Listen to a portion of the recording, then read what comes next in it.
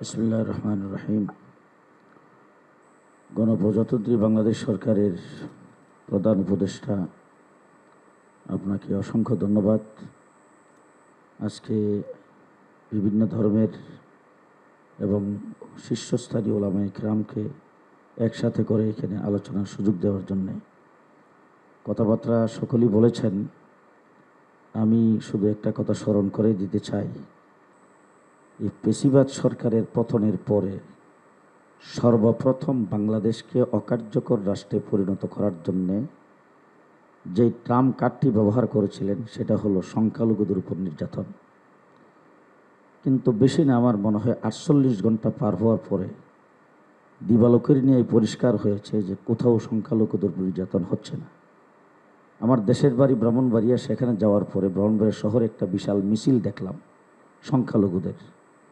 হযরত মাওলানা সাজদুর রহমান সাহেব সহ উলামায়ে কেরামকে নিয়ে বসে আমি মোটর সাইকেল দিয়ে গোটা জেলার ভিতরে যতগুলি হিন্দুদের, অন্যান্য ধর্মাবলম্বীদের উপাসনালয়, তাদের স্থাপনা আছে, সবগুলোকে ভিজিট করেছি। বিকালবেলা এসে সাংবাদিকদের সামনে তাদের লোকজনকে নিয়ে এসে সেখানে ব্রিফিং করা হয়েছে, কোথাও নির্যাতন হচ্ছে না।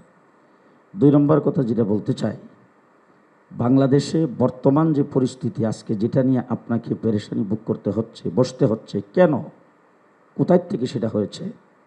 একজন ব্যক্তি বাংলাদেশের পতাকাকে অবমাননা করেছেন, তার বিরুদ্ধে মামলা হয়েছে, তাকে গ্রেফতার করা হয়েছে। এরপরে দিবালুকে আদালত পাড়ায় একজন আইনজীবীকে জবাই করে হত্যা করেছেন। এরপর থেকেই বাংলাদেশের এই পরিস্থিতির সৃষ্টি হয়েছে।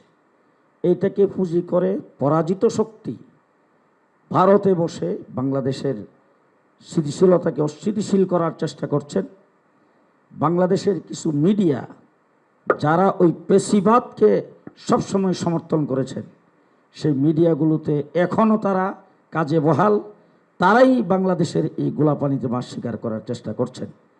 সর্বশেষ আমি উপদেষ্টা মণ্ডলী এবং প্রধান উপদেষ্টাকে বলবো, বাংলাদেশে পেশিবাদ সরকার ক্ষমতায় ছিল, তারও একটা বিরোধী দল ছিল। যখনই যে সরকার ক্ষমতায় আসে তার একটা বিরোধী দল থাকে, কিন্তু আপনার কোনো বিরোধী দল নাই।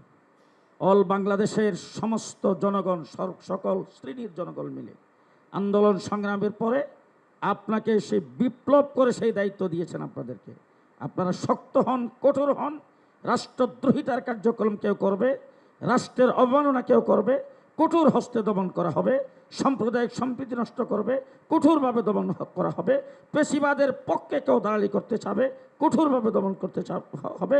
সর্বশেষ বাংলাদেশ থেকে ভারতে যে মুসলমানদের উপর নির্যাতন হচ্ছে, ভারতে মুসলমানদের মসজিদের মধ্যে আক্রমণ করা হচ্ছে, এই ব্যাপারে আমরা সকলে মিলে প্রতিবাদ করব। অন্তর্বর্তীকালীন সরকার। অনেক ধন্যবাদ।